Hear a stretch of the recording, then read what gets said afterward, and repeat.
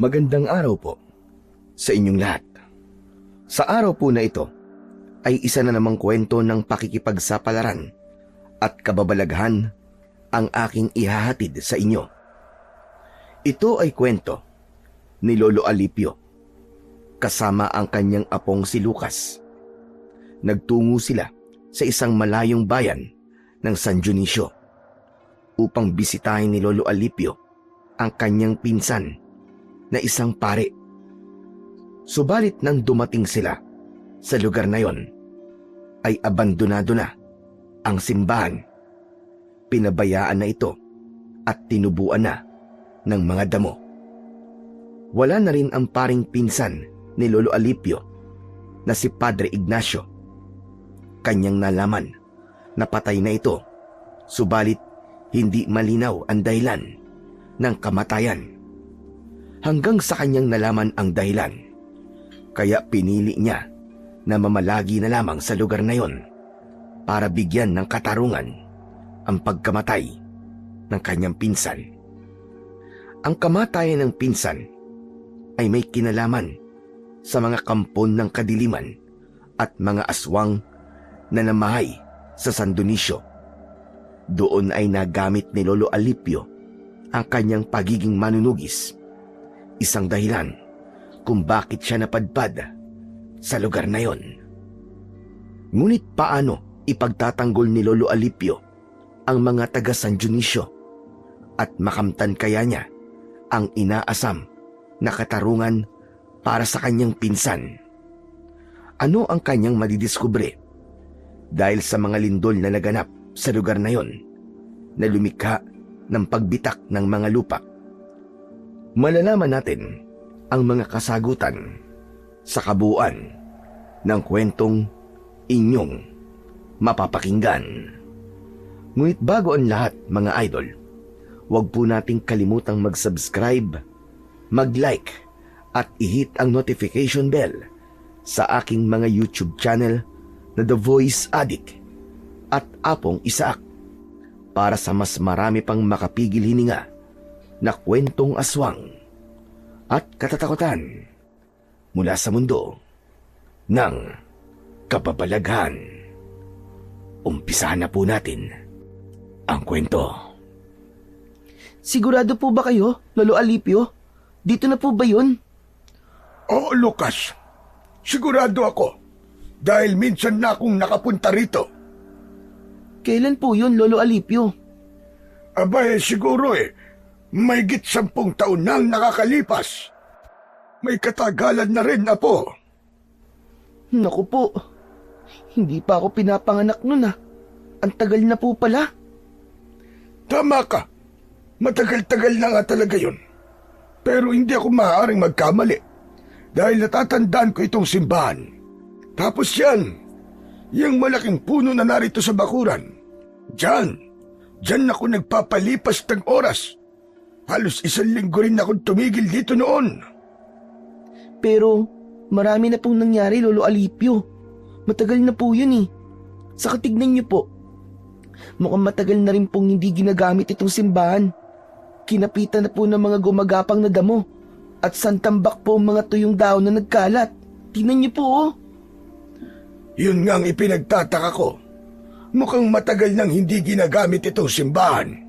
Pinaglipasan na ng panahon. Oo nga po eh. Ibig sabihin po, wala pong tao dyan sa loob ng simbahan. Alamin natin, Lucas. Dito tayo dumaan sa gilid ng simbahan. Ang natatandaan ko may daan dito sa likuran. Papasok sa loob. Sandali lang. Sino kayo? Anong ginagawa nyo rito sa simbahan ng San Dionisio? Meron lang kaming hinahanap, Manang. Ay, anong manang ang sinasabi mo? Mukhang mas matanda ka pa nga sa akin. Tigilan mo ko. Ano nga bang pangalan mo? Ako si Urbana. At matagal na ako naninirahan dito sa San Dionisio. Kaya kilala ko kapag may dayo na pumupunta dito. Kayong dalawa, alam kong dayo kayo. Opo, Aling Urbana. Ngayon lang po kami nakarating dito ni Lolo Alipio dito po sa inyong lugar. Ako nga pala si Alipio. At itong apo ko ay si Lucas. Meron lang kasi kaming hinahanap, Urbana.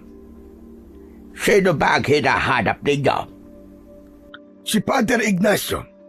Alam ko na siya ang kura paroko dito sa inyong simbahan. Matagal nang wala ang taong hinahanap mo. Wala na rito si Padre Ignacio. Nasaan siya? Wala akong panahon para pag-usapan ang pari na yon. Teka, bakit naman? Basta, lalayo ko na maalala pa siya. Kaano-ano ka ba niya? Pinsang buo ko siya. Nagpunta ko rito para sana bisitahin siya. Pero wala na pala siya rito. Paano po yan, Lolo Alipio? Wala na pala rito si Padre Ignacio eh. Ano pong gagawin natin? Ay, hindi ko rin alam, Apo. Kayo dalawa, mabuti pa siguro bumalik na kayo sa pinanggalingan ninyo. Yun ang may papayo ko sa inyo. Naku po, malayong-malayo po yung pinanggalingan namin eh. Aba, wala akong pakialam kahit gaano pa kalayo ang pinanggalingan ninyong dalawa. Ang kailangan ay umalis na lang kayo dahil hindi kayo welcome dito. Bakit naman? Hindi naman kami masamang tao ng apo ko. Dahil kamag-anak kayo ni Padre Ignacio. Kadugo na kayong dalawa. Tama ka, Urbana. Kadugo nga namin siya.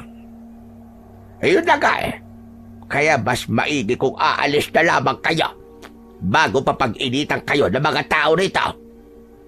Tinatakot niyo ba kami, Urbana? Hindi.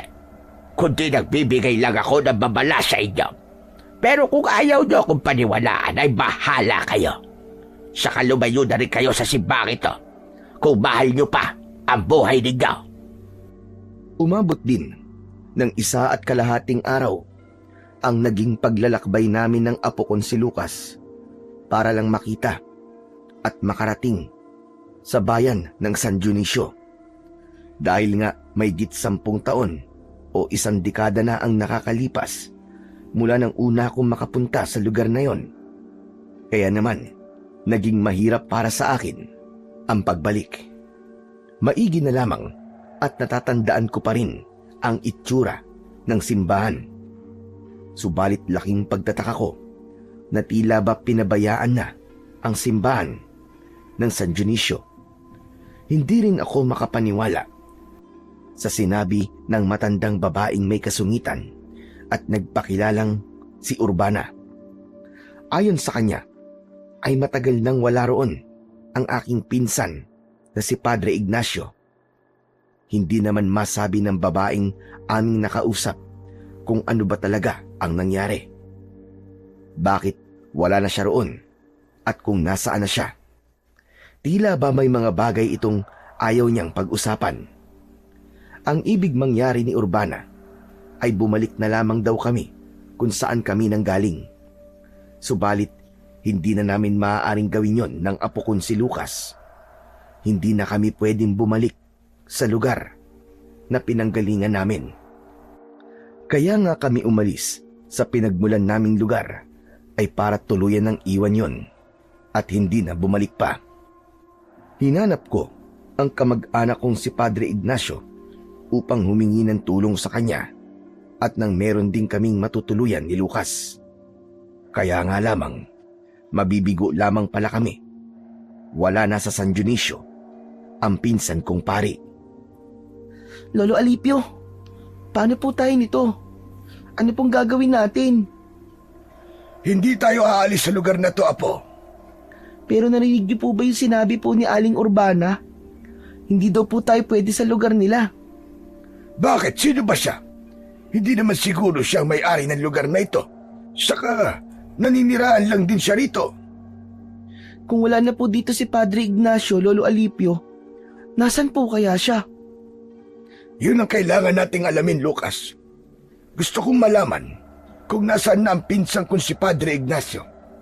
Kung ano bang nangyari sa kanya.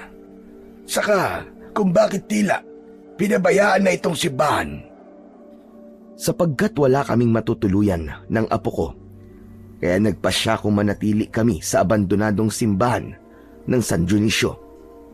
Wala namang mga kabayan na malapit sa simbahan, kaya walang makakakita sa amin. Nagpunta kami ng apo ko sa gawing likuran ng simbahan dahil hindi nakakandado ang nakita kong pintong kahoy sa likod ng simbahan. Kaya naman nakapasok kami. Sa pagpasok namin ng simbahan ay nagulat pa kami ng apo ko dahil may nagliparan na mga paniki na doon ay namamahay. Talagang matagal na pong walang tumutuloy dito, Lolo Alipio. Nagiging bahay na rin po ng mga paniki. Nagtataka talaga ako. Bakit hindi na kaya ito ginagamit? Baka po dahil sobrang luma na. Pero hindi mo ba nakikita po? Maaari pa itong gamitin dahil matibay pa itong simbahan. Baka po tinamad na rin pong magsimba yung mga taga rito, Lolo. Pero bakit naman? Maraming katanungan ang lumigalig sa isipan ko habang nasa loob kami ng simbahan. Ang mga katanungang yon ang nais kong isa-isang mabigyan ng kasagutan. Dahil nga wala kaming matutuluyan ni Lucas, ay naglakas loob na lamang ako na doon kami tumuloy. Dito na po tayo, Lolo. Oh, Lucas. Saka wala naman tayong ibang matutuluyan. Wala na akong ibang kakilala sa lugar na ito. Tapos ang sungit pa po ni Aling Urbana, no? Hindi naman kagandahan. Hayaan mo na siya. Kalimutan mo na ang kasungitan ng babaeng yon. Baka inuurungan na ng regla yon kaya masungit. Siguro nga po. Lolo, nagugutom na po ako. May tira pang pagkain at tubig sa dala nating bag. Yun na lang muna ang kakainin natin ngayong gabi. Bukas susubukan kong tignan ng mga gamit dito sa kusina ng lumang simbahan. Baka mamaya may mga gamit panluto na maaaring mapakinabangan natin. Sabi ko nga sa iyo, Apo, ilang linggo din akong tumuloy dito. Nung kura paroko pa dito, ang pinsan kong pare. Upang mapawi ang nararamdaman naming gutom ni Lucas, ay pinaghatian namin ang natitirang tinapay at tubig. Ang kailangan lang naman ay may laman ang aming tiyan bago kami magpahinga ng gabing yon. May nakita kong ilang piraso ng kandila, kaya yon ang ginamit ko para maging tanglaw namin ng gabing yon. Pinatay ko na lamang ang sindi ng kandila bago kami natulog. Nagsisimula ng sumikat ang araw nang magising ako dahil sa paruot paritong takbuhan ng mga hayop na naligaw sa loob ng lumang simbahan. May pusa at bubwit na naghahabulan. Ang iba ay dumaan pa sa aking paanan, kaya ako nagising. Samantalang ang apo kong si Lucas ay tila walang pakiramdam kahit may mga bubwit na tila nagpapatintero sa kanyang paanan. May naulinagan akong tila may nag-uusap sa labas, kaya tumayo ako para silipin kung sino ang mga yon. Magkukubli pa sana ako, kaya lamang ay nakita na nila ako. Nagbalik pala roon ang babaeng mataray na si Aling Urbana. May kasama siyang lalaki na mas bata ang edad kaysa sa akin. Nasa edad 65 na ako. Ang lalaking kasama naman ni Urbana ay sa tingin ko ay nasa edad 50 pa lamang. Dahil nakita na ako ni Urbana, ay hindi na ako nakapagtago pa. Wari naiinis itong sumugod sa akin at nakasunod sa kanya ang lalaki niyang kasama. Tignan mo ka naman. Ang tigas din ang ulo mo, no, Albino? Sinong Albino sinasabi mo? Abay ikaw, hindi ba Albino ang pangalan mo? Alipio ang pangalan ko, Urbana, hindi Albino. Pasensya na. Nakalimutan ko. Saka magkatunog naman marami kasi akong iniisip. Pero teka lang. Ano pa ba ang ginagawa nyo rito? Nasaan ang apo mo? Natutulog pa siya. Nakita mo na. Ginawa nyo ng panuluyan itong simbahan.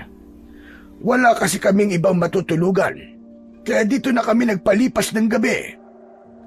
Sino ba nagbigay sa inyo ng pahintulot para matulog dito sa simbahan? Wala, di ba? Matigas din ang ulo mo, ano? Sinabihan na kita kahapon na umuwi na lang kayo kung saan man kayo galing. Sandali. Makikialam na ako. Urbana, ano bang ikinagagalit mo sa kanila? Hindi mo ba nakikita, Kapitan Simo? Basta na lang silang tumuloy dyan sa loob ng lumang simbahan at ginawa pang tulugan nang wala namang nagbibigay sa kanila ng permiso. Ano naman? Nakitulog lang naman sila. Saka wala naman silang naaabala sa loob ng simbahan. Matagal nang walang tumutuloy dyan. Inabando na nga ito, hindi ba? Hindi na rin ginagamit para sa pagsisimba. Kaya nga sayang. Kahit na ba, mali pa rin na basta silang papasok yan sa loob at ginawa pang tulugan.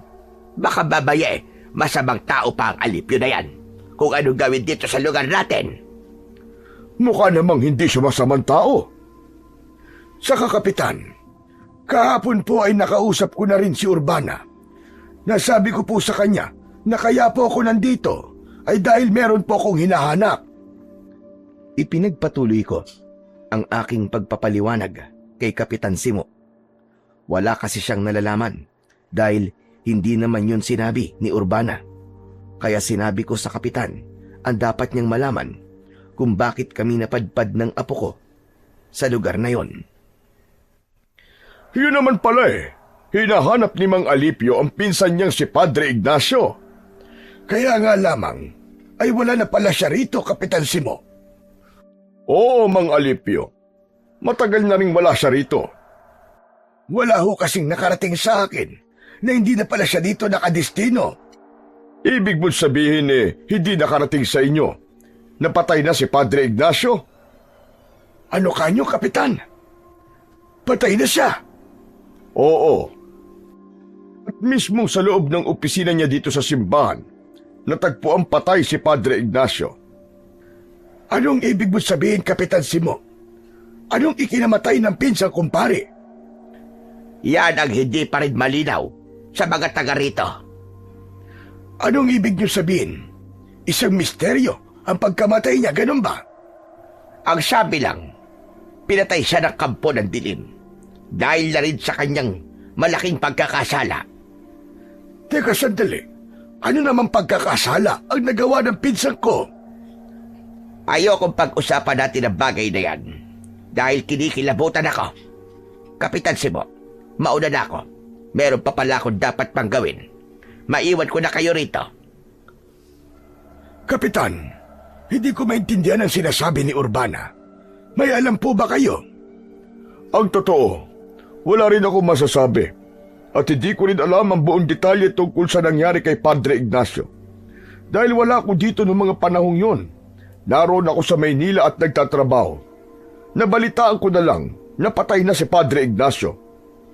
Mula nung namatay siya, wala nang inihalili sa kanya. Hindi na nagpadala pa ng bagong kura paroko. Hanggang sa mapabayaan na rin itong simbahan. Umiiwas na rin ang mga taga rito na magtungo rito para magdasal. Pero bakit naman?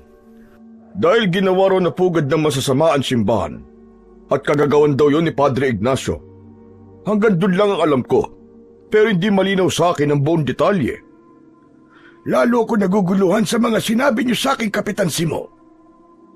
Kaya nga sa palagay ko ay tama lang na napadpad ka rito sa San Dionisio dahil ikaw mismo makakatuklas ng totoong nangyari. Yun talaga ang gagawin ko, Kapitan Simo.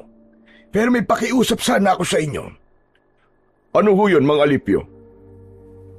Wala kasi kaming matutuluyan ng apo ko habang nandito kami. Maaari bang dito na kami tumuloy sa simbahan? Total hindi naman na ito ginagamit.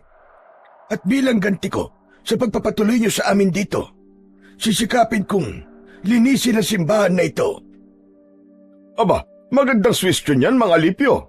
Ang totoo, dapat talagang nililinisan itong simbahan dahil lalo lang kinatatakutan dahil sa dami ng mga halamang gumagapang na lalo lang nakakasira sa itsura ng simbahan. Huwag kayong mag-alala, Kapitan. Ako na hong bahala. sisikapin kong linisin ang simbahan habang nakatira kami dito.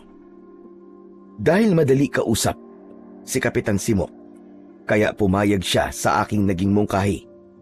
Hindi ko naman siya bibiguin at tutuparin ko ang aking ipinangako sa kanya. Ang nais ko'y manatili pa sa lugar na yon. Ibig kong malaman ang katotohanan tungkol sa tunay na nangyari sa aking pinsang pare. Paanong tila galit sa kanya ang mga tao roon base sa naging reaksyon ni Urbana. Buti po pumayag po yung kapitan. Nandito po tayo tumira, Lolo Alipio. Oo, Apo. Pero ang kailangan lang nating gawin ay linisan itong simbahan. Kaya kailangan tulungan mo ako, ha? Pero ang dami-dami pong lilinisin dito, Lolo Alipio. Siyempre, pakunti-kunti ang gagawin natin paglilinis. Dahil hindi naman natin makakayang linisan kagad ito ng ganong kabilis. Sige po, tutulong po ako, Lolo. Ayos. Pati paggawa ng mga ibebenta nating gamot mula sa ugat at dahon ng halaman ay dapat tulungan mo rin ako, ha? Para meron tayong pagkakitaan. Kasi kailangan natin yon para meron tayong pambili ng pagkain natin.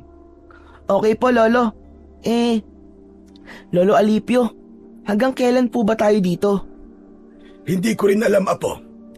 Sa palagay ko matatagalan tayo dahil meron akong dapat ayusin at tiyakin. Kaya lang po, Lolo Alipio, nakakalungkot po na wala po dito si Padre Ignacio. Akala ko pa naman magkikita kami.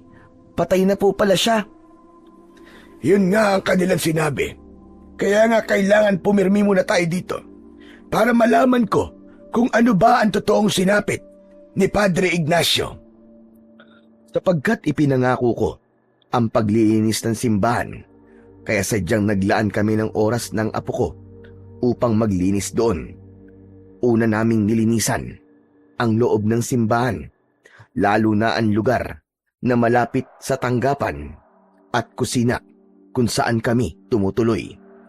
Inunti-unti rin namin ang paglilinis sa labas. Inalis at binunot ang mga tumutubong damo upang maging maaliwalas ang bakuran nito. Kaya naman, kahit papano, ay nakita ang pagbabago sa lumang simbahan. May mga taong ikinatuwa ang ginawa naming paglilinis sa simbahan. Isa na roon ay si Rosana, isang deboto na malayong-malayo sa ugali ni Urbana. Salamat na lamang at dumating kayo rito sa San Dionisio.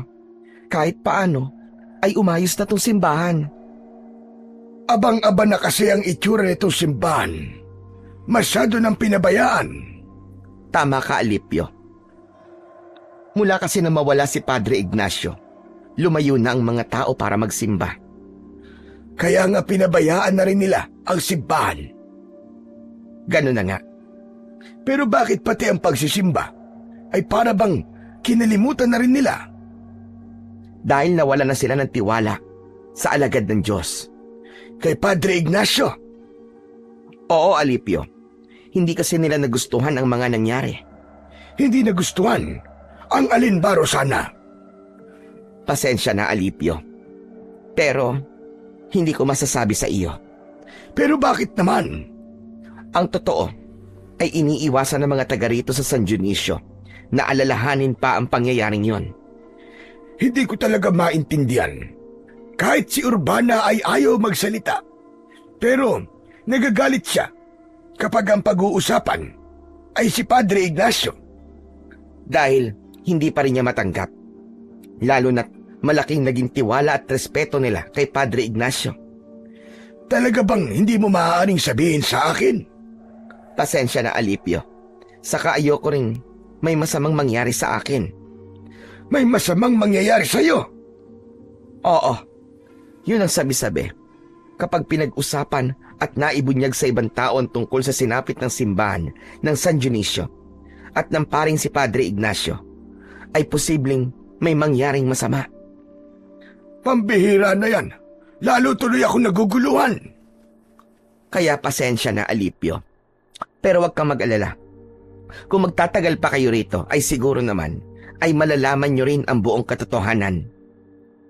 Salamat na lang, Rosana. Walang anuman. Kailangan ko na munang umuwi. Pero nagpapasalamat talaga ako sa iyo, Alipio. Malaking bagay itong ginawa mo sa simbahan.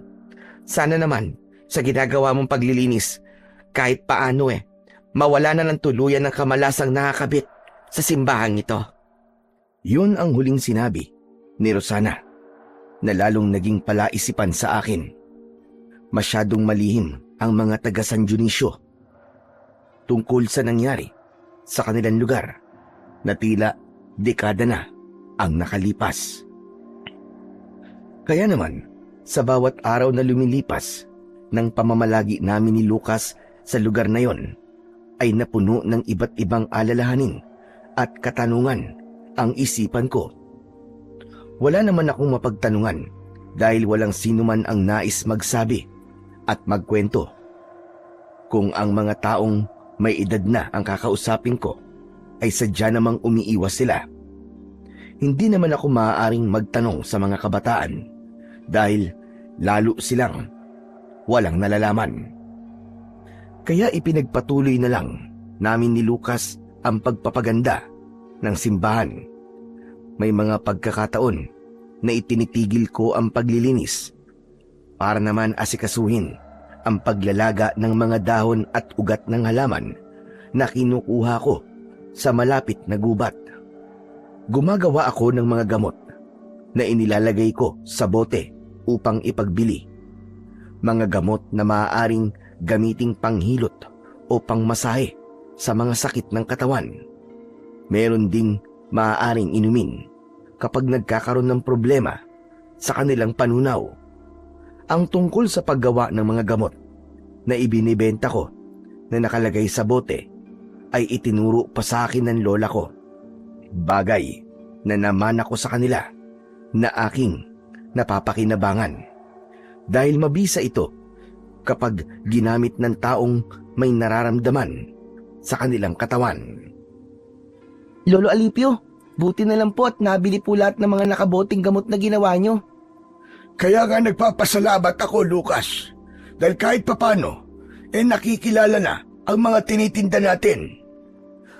Paano po? Mahusay po kasing gamitin Lalo na po yung panghilot at panghamplas po sa mga sakit sa katawan. Yun po maraming naghahanap Kaya sa susunod, yun ang dadamihan natin. Mainam kasi yun sa rayuma at sa pangangati ng katawan. Kaya meron na naman po tayong pambili ng pagkain natin, Lolo. Kaya nga salamat sa Panginoon at kahit papano ay hindi niya tayo pinababayaan. Oo naman po, lalo na po sa ginagawa natin. Binabalik po natin sa dating ganda itong simbahan. Kaya binibless po tayo ni Lord. Tama ka, Apo. Kaya ituloy lang natin itong ginagawa nating pagpapaganda dito sa simbahan. Kaya lang po bakit ganun? Parang ayaw po pumunta ng mga tao dito.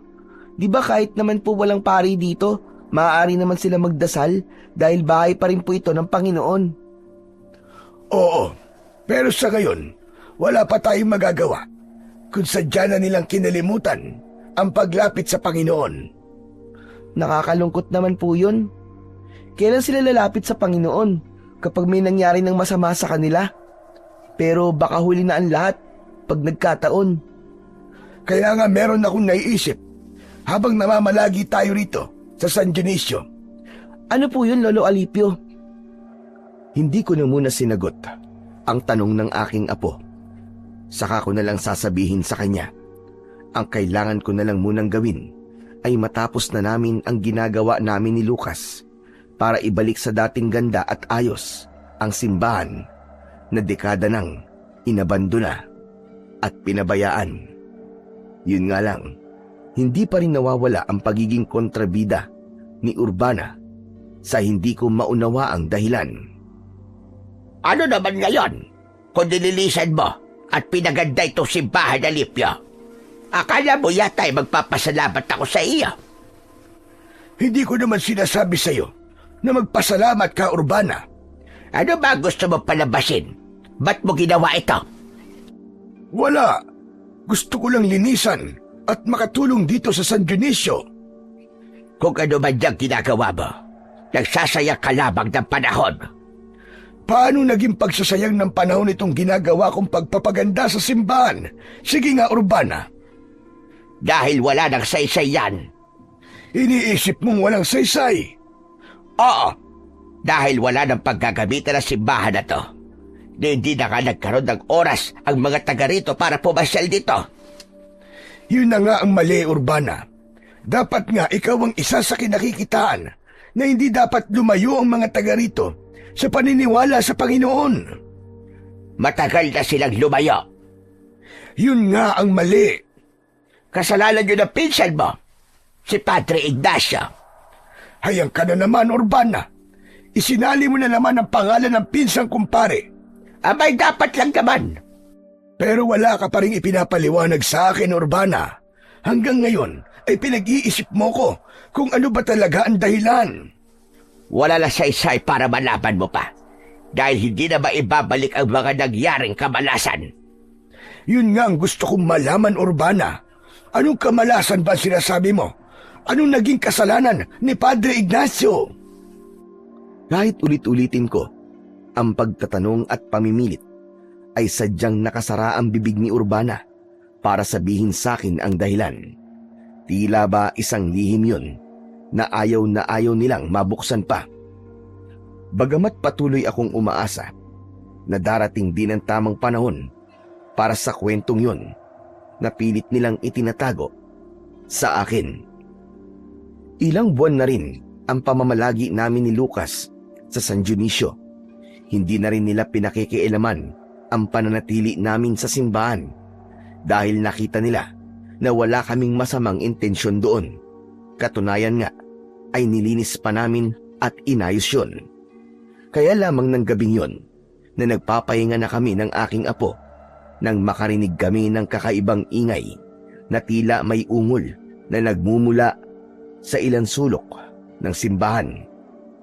Noon ko lang yun narinig at maging si Lucas ay nagising na rin at narinig ang nakakakilabot na ungol. Lolo Alipio, ano po ba yun? Parang may ungol po at nahihirapan ah. Naririnig niyo po ba? Baka guni-guni mo lang yun, Apo. Hindi po. Dinig na dinig ko po eh.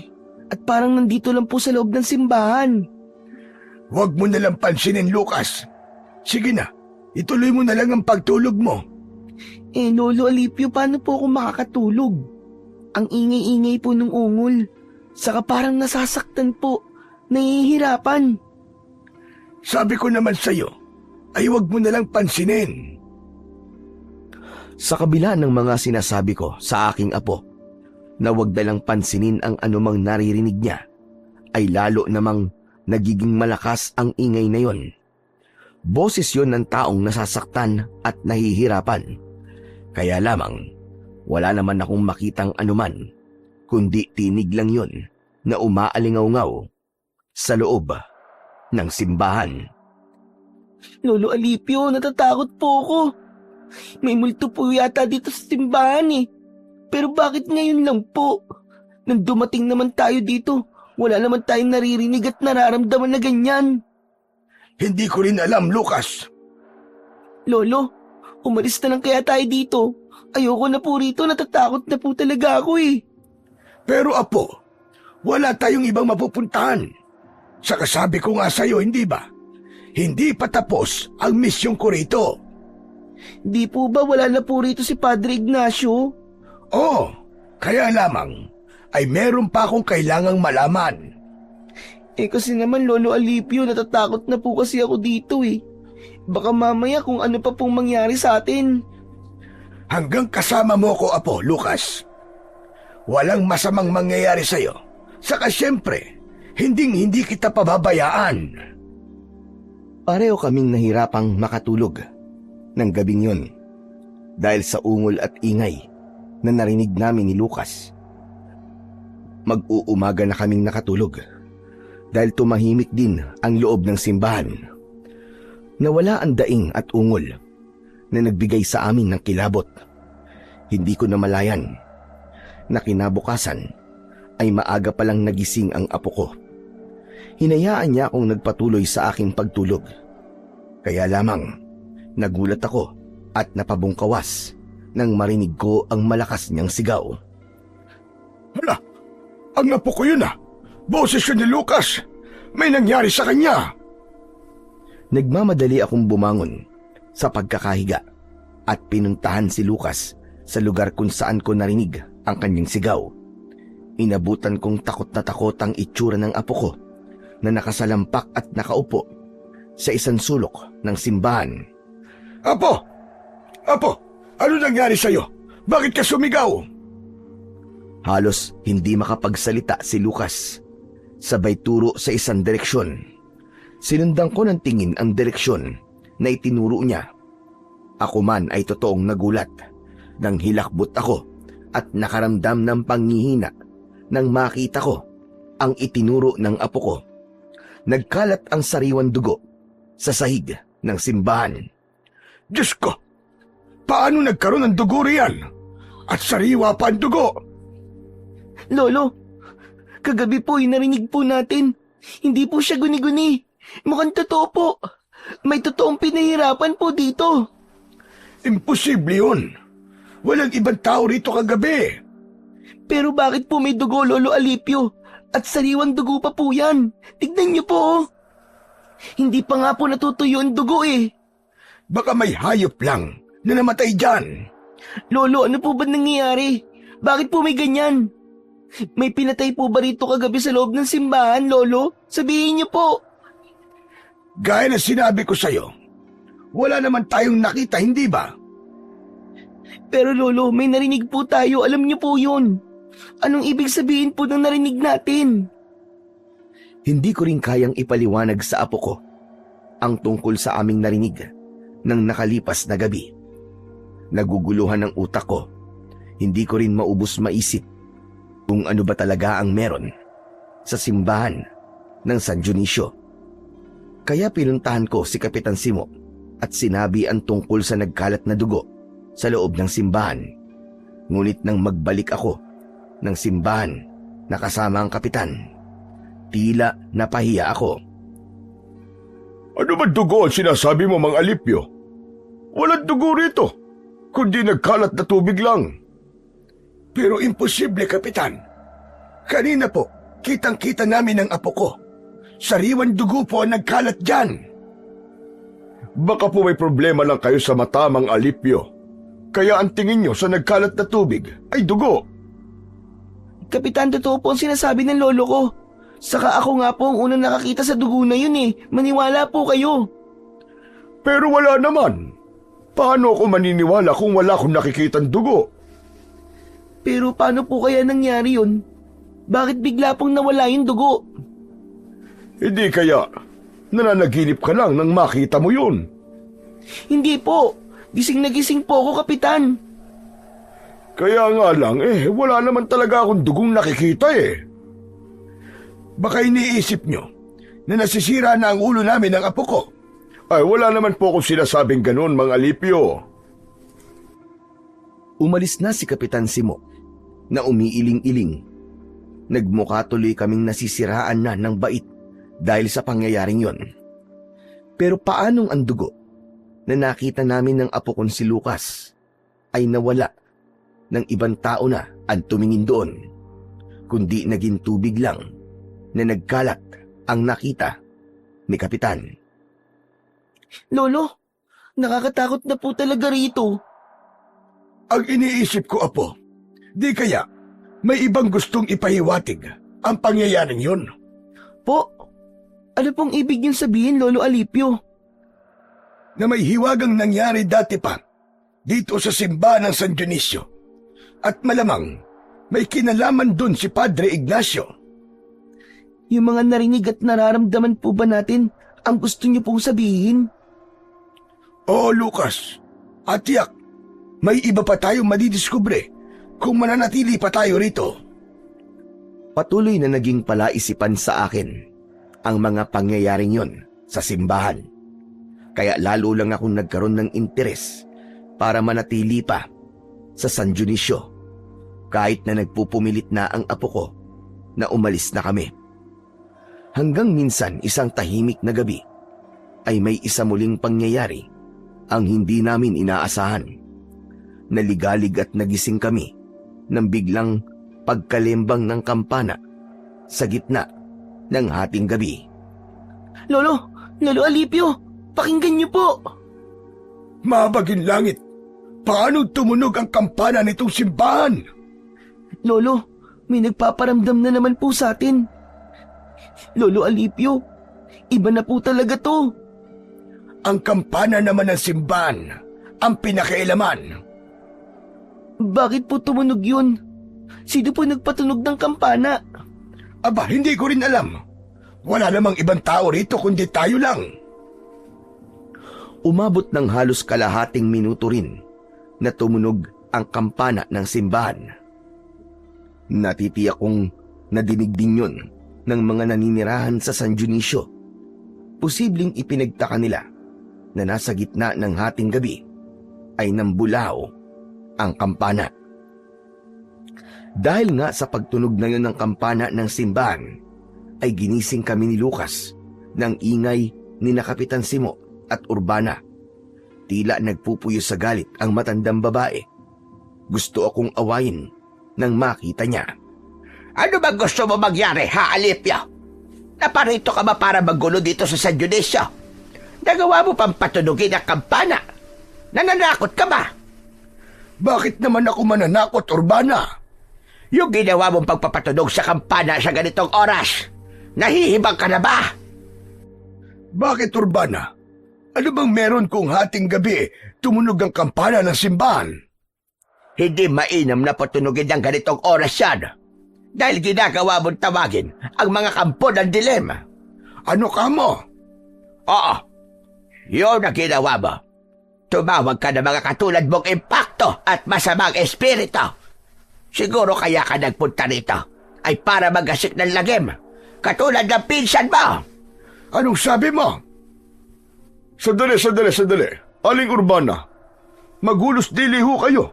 Inaaway niyo na naman si Mang Alipio. Dahil hindi na maganda ang kanyang ginagawa. Pero makikisibad nga po muna ako sa inyo kahit bata pa po ako. Gusto ko po sumali sa inyong pinag-uusapan. Bakit? Ano ba sasabihin mo, ha? Ang bata-bata mo pero nakikialam ka na sa usapan na matatanda. Kaya nga po nagpaalam po ako, di ba po? Sige, Lucas. Ano ba sasabihin mo? Kapitan, hindi naman po si Lolo Alipio ang nagpatunog po ng kampana. Nako. Pwede ba, bata? Huwag mong pagtakpan ng lolo mo. Magsisinungaling ka pa talaga. Ang bata-bata mo pa, gagawa ka na kakanda kwenta. Hindi po ako nagsisinungaling, Aling Urbana. Totoo po ang sinasabi ko. Kapitan, maniwala po kayo sa akin. Bigla na lang po tumunog ang kampana nitong simbahan. Mang Alipio, ano po ba ang totoo? Yung sinabi ng apo ko, Kapitan. Nagulat na nga lang po kami dahil bigla pong kumalembang ang kampana samantalang wala naman nagpapatunog doon. Saka walang ibang tao rito maliban sa amin ang apo ko. Gusto mo paniwalaan kita, ha, Alipio? Hoy, huwag ka nang gumawa na kwenta. Maniwala po kayo sa lolo ko, Aling Urbana. Talaga pong bigla na lang pong tumunog ang kampana. Nako. Huwag niyo akong lokohin. Paano kung totoo sinasabi nila, Urbana? Dahil minsan na rin may naranasang kakaiba rito sa simbahan. Nang puntahan nila ako sa barangay, nakakita sila ng nagkalat na dugo. Pero nung pinuntahan ko, wala namang dugo akong nakita, kundi tubig lang. Nakita niyo, Kapitan? Talagang mapaggawa na kwento ang maglolong yan. Kaya nga dapat lamang na umalis na sila rito. Dahil nakikita kong gulo lang ang dala nila rito sa San Dionisio. Tama na ang trahedyang nangyari dito. Nahatid ng kamag-anak nilang pare. Huwag na sana maulit yan. Napatitig ako kay Urbana dahil sa kanyang mga sinabi. Ramdam ko na unti-unti ay malapit ko nang malaman ang totoong kwento sa sinapit ng pinsan ko at kung ano ang punot dulo ng galit nila kay Padre Ignacio. Dahil naging palaisipan at nagkaroon ako ng pagdududa kay Urbana, Kaya inalam ko kung saan ito nakatira at lihim akong nagmanman sa kanya. Nalaman ko na nag-iisa na lang pala siya sa buhay. Wala na siyang mga kamag-anak. Pagkatapos kong malaman ang tirahan niya, ay umalis na rin ako. Kaya sinabi ko sa sarili ko na babalikan ko siya. Nang sumapit ang gabi, ay sinabihan kong matulog ng maaga si Lucas. Pero marami siyang tanong. Bakit po ba gusto niyo pong matulog na po ako, Lolo Alipio? Kasi nga hindi maganda sa bata ang nagpupuyat. Di po ba kahit sa matanda, hindi rin naman po maganda ang nagpupuyat? Kaya matulog na rin po kayo. Diyos ki batang iriya. Ang dami pa sinasabi. Ikaw ang pinapatulog ko ng maaga. Eh bakit nga po? May pupuntahan po ba kayo? Wala. Saan naman ako pupunta gabi na? Kaya nga po, sabay na po tayong matulog. Wala akong nagawa, kundi sabayang mahiga ang apo ko. Pero sa isip ko, hindi ko kailangang antukin, kundi masisira ang aking mga plano. Kaya pinaglabanan ko ang antok hanggang sa makatulog na si Lucas. Nang matiyak kong tulog na ang apo ko, ay dahan-dahan akong lumabas ng simbahan upang hindi makalikha ng kahit na anong ingay. Babalik ako sa bahay ni Urbana.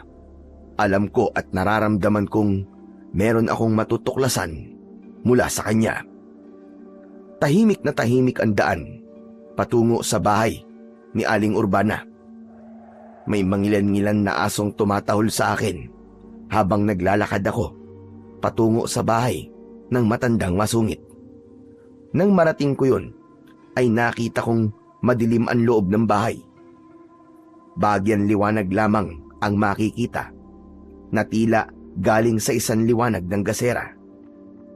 Lumapit ako sa kanyang bahay na yari sa pawid at sa wali. Nahihiwagaan talaga ako sa babaeng ito. Masyado siyang masungit sa akin na hindi ko alam ang dahilan. Habang nag-aabang ako sa labas ng bahay, ay idinikit ko ang aking tenga sa dingding na yari sa sawali. Nakarinig ako ng tila dumadaing at alam kong boses yon ni Urbana. Hindi ko mawari kung ano bang nangyayari sa kanya, kung nahihirapan ba ito o may nararamdaman. Hinayaan ko muna at naghintay ako sa mga susunod pang pangyayari. Maya-maya pa ay biglang tumahimik. Naisip ko na baka kung napano na ang matandang masungit. Kaya humanap ako ng kahit maliit na siwang upang makita ko kung ano ang nasa loob at makita ko si Urbana. Natulala ako at hindi agad nakagalaw sa kinatatayuan ko nang makita ko ang nasa loob ng bahay. Aswang! Isang aswang na abwak si Urbana! Nakakadiri ang itsura ng aswang na si Urbana. Makapal ang sabog na buhok, ang matay ng lalaki, at ang mahabang dila ay parang dila ng isang bayawak. Subalit mas mahaba ito. Nang makita ko ang nakakatakot na itsura ni Urbana, ay nagpalinga-linga siya. Tila nararamdaman niyang may ibang nilalang sa paligid niya. Kailangang hindi niya ako makita. Kaya pumasok ako sa ilalim ng kanyang kubo. Naalala ko, nadala ko nga pala ang karet na ginagamit ko sa pangunguha ng mga halamang gamot. Kailangan maging alerto ko. Kaya dapat maihanda ko itong karet kong dala. Isang maling galaw lang ng aswang na si Urbana. Siguradong malilintikan siya sa akin. Tatagpasin ko talaga ang leg niya. Subalit maya-maya pa ay nawala ang ingay na kanina lang ay aking narinig. Muli ay sumilip ako sa siwang sa dingding. Wala na akong nakitang anuman sa loob. Wala na rin doon si Urbana. Nawala ang babaeng aswang. Saan kaya pumunta yon? Nagpasya akong umalis, kaya lumabas na ako mula sa silong ng bahay. Kaya lamang, nang makaalis na ako sa silong, ay biglang bumungad sa harapan ko ang isang aswang abwak. Hindi ako maaaring magkamali. Siya, si Urbana, ang babaeng masungit at matabil ang dila. Gusto kong atakihin ng aswang. Nandidilat ang kanyang malaking mga mata at humahaba ang dila na tila gustong paabutin sa akin. Sige, pabain mo pa ang dila mo. Tsak putol yan. Sige, ilawit mo pa at paabutin sa akin para malaman mo ang pakiramdam ng aswang na naputulan ng dila. Sa talas nitong hawak kong karet, siguradong putol talaga ang dila mo. Sige, lumapit ka pa. Wari namang natakot ang aswang sa aking mga sinabi. Bigla nitong pinaikli ang kanyang mahabang dila. Subalit ang sama ng pagkakatingin niya sa akin. Alam kong may pinaplano ang aswang na nasa aking harapan. Kaya umayos ako ng aking posisyon. Inihanda ko ang sarili ko habang hawak ang matalas na karit. Hindi ako magkakamaling gamitin ang armas kong hawak sa oras na umatake ang kampon ng kadiliman. Pero nakikita ko na tila nag-aatubili siyang lapitan ako. Kaya naglakas loob naman akong sumugod, papalapit sa kanya. Pero panay ang urong ng aswang abwak. Nakita ko na tila nagdadalawang isip ito. Kaya naglakas loob akong sugurin. Kaya lamang, nabigo ako dahil biglang nagbago ang anyo ng aswang abwak. Naging malaking uwak ito at lumipad papalayo. Kinatakutan ako ng aswang. Pero tiyak, matatandaan niya na ako. Kaya delikado na ako sa kanya. Pero kahit kailan, hindi ako maaaring matakot sa aswang na yun. Lalo na ngayong kilala ko na kung sino siya. Mula nang madiskubre ko ang tungkol sa tunay na pagkatao ni Urbana, ay umiwas na siyang magpunta sa may simbahan. Malamang dahil nag-aalala siya na baka sinabi ko sa ibang tao ang kanyang lihim. Pero hindi yun ang plano ko. Gusto kong ako mismo ang tatapos sa kanya. Dahil may iba pa akong plano sa San Dionisio, kaya kinausap ko si Kapitan Simo at Rosana para tulungan ako. Teka, ano ba yung pinaplano mo, Mang Alipio? Dahil maayos na muli ang simbahan at nalinis na namin, kaya maaari na uli itong gamitin. Kaya lang, Mang Alipio, walang pari na maaaring manguna. Kung iniisip mo ay ibalik ang pagmimisa dito. Hindi lang naman sa pagmimisa maaaring gamitin itong lumang simbahan, hindi ba? Maaaring magpunta ang mga taga rito para dito sila magdasal. Dapat silang manalangin, humingi ng tawad at magpasalamat. Alam nating tahanan ng Diyos ang simbahang ito. May punto ko riyan, Mang Alipio. Kung sa bagay po ay tama kayo, Mang Alipio. Kaya hihikayatin natin ang mga taga rito na bumalik sa simbahan. Dito sila mag-alay ng kanilang mga dasal. Ganun na nga, Rosana. Kaya sa paraang yon, ay magbabalik loob sila sa kanilang pananampalataya sa Panginoong Diyos. Natutuwa ako sa naisip mong yan, Mang Alipio. Ang totoo, kailangan talaga ng mga taga rito na magbalik loob sa Panginoong Diyos. Lalo na sa panahon ngayon. Maraming hindi magagandang nangyayari. Lalong lulubha ang kasamaan kung tuluyang lalayo ang tao sa kanilang pananampalataya sa Panginoon. Huwag kayo mag-alala, Mang Alipio. Sasabihan ko rin sa mga taga rito ang maganda mong plano. Sana nga ay makumbinsi ko sila na bumalik dito sa simbahan para magbalik loob sa kanilang pananampalataya sa Panginoong Diyos. Kaya naman, ng mga sumunod na araw, ay may mangilan-ngilan na akong nakikita na nagpupunta sa simbahan. Nagsasagawa sila roon ng kanilang pagdarasal. May iba naman na tila walang pakialam dahil nasanay na sila sa kanilang nakagawian. Nawalan na ng halaga sa kanila ang pagkakaroon ng kaugnayan sa Diyos. Nalulungkot ako para sa bagay na yon. At sa pagbubukas muli ng simbahan, ay sadyang hindi ko na nakita pa kahit anino ni Urbana. Sadyang lumayo na siya at marahil natatakot na siya na gumawi roon. Ang ginawa kong yon, napasiglahin muli ang mga tao para maging mas malapit sa Diyos, ay ikinatuwa ng ibang hindi nawawala ang pananampalataya. Ang iba nga ay nagdadala pa ng pagkain at mga sariwang gulay at prutas para sa amin ng aking apo. Siyempre, tinatanong ko sila kung para saan ng kanilang mga binibigay. Para daw yun sa amin ng apo ko bilang pagpapasalamat. Wow! Ayos talaga, Lolo Alipio! Makakalibre na po tayo ng pagkain ito. Marami-rami itong mga naipon natin pagkain. May bigas pa po na mailuluto natin. Lahat ng yan ay biyayang bigay sa atin ng Panginoon, Apo. Oo nga po. Ang bait po pala talaga ng mga taga rito, no? Kahit saan lugar naman ay may mababait. Meron ding hindi kabaitan. Mga masasama po.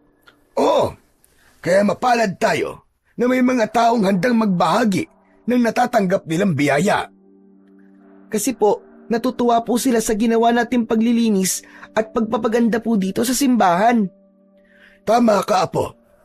Kung hindi tayo nagtiyaga para linisan at ayusin ito, magmumukha pa rin nakakatakot ang simbahang ito. Marami pa rin ang lalayuan ito. Siya nga po pala, Lolo Alipio. Kanina po, may narinig po ako nag-uusap. Sabi, may masamang nilalang daw po na gumagala po dito sa San Dionisio. Anong klaseng masamang nilalang daw yon? Aswang daw po, Lolo. Di kaya may kinalaman po ang aswang na yon dun po sa mga nararamdaman natin dati pa, saka yung mga nangyari po dito sa simbahan? Naisip ko nga rin yan, Apo. Posibleng tinatakot tayo para hindi na natin ituloy ang pagsasaayos ng simbahan. Gumagawa siya ng bagay na ikatatakot natin at nang iwan na natin ang lugar na ito para maghari ang kampo ng dilim sa lugar na ito. Tama po kay Lolo Alipio. Kasi po, hindi gusto ng kampo ng dilim na buksan uli itong simbahan, di po ba? Tama ka, Apo. Kaya tama ang hinala natin. May kinalaman nga ang kampo ng kadiliman sa mga nararamdaman nating kakatwa. Gusto nilang hadlangan ang mga ginagawa natin. Pero pasensya na sila dahil hindi nila tayo nagawang pigilan. Lalo na ngayong nakikita na natin nagsisimula ng bumalik ang mga tao rito sa simbahan. Totoong ikinatuwa ko ang mga nagiging pagbabago sa San Dionisio. Pero hindi ko maaaring isang tabi at kalimutan ang natuklasan ko tungkol kay Urbana. Nararamdaman ko ang kanyang pananahimik ay may kakaibang ibig sabihin. Kaya naman, lihim akong nagmasid at inalam ang kanyang mga lakad. Hanggang minsan ay nakita ko siya na nagtungo sa gubat. Nasa gubat din ako ng mga pagkakataong yon dahil nangunguha ko ng mga ugat at dahon ng halamang gamot. Hindi ako maaaring magkamali. Si Urbana, siya ang natatanaw ko na yon. Nakatalukbong pa siya ng itim na tela. Palihim ko siyang sinundan. Kumuha ako ng sanga ng puno na may mga makakapal na dahon. Ito ang gagamitin kong kublihan. Habang lihim akong nakasunod kay Urbana. Hanggang sa nakita ko siya na tumigil sa harap ng isang yungib. Naghintay siya roon ng ilang minuto hanggang lumabas mula sa yungib ang isang lalaking hindi pa naman katandaan. Marahil ay nasa 50 ang edad ng lalaking yon.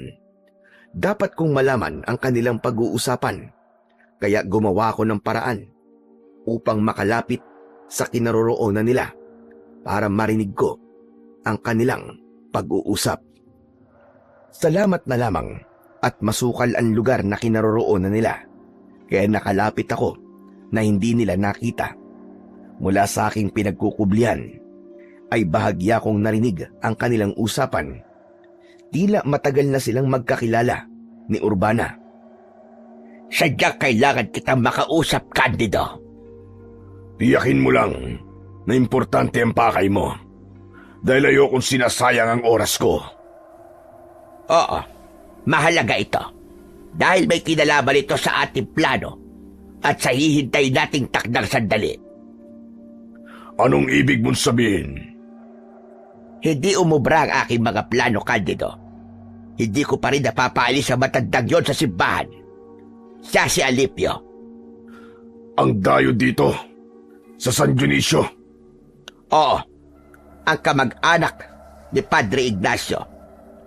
Ang bilin ko, dapat silang mapaalis ng apo niya. At huwag mong hayaang magamit uli ang lumang simbahan dahil tayong gagamit doon. Konting panahon na lamang ang aking hinihintay. Pero hindi pa rin sila umaalis, Candido. Ginawa ko na ang pananakot na kaya ko para umalis sila lang apo niya. Kaya lamang, tila nawala na sa isa yon.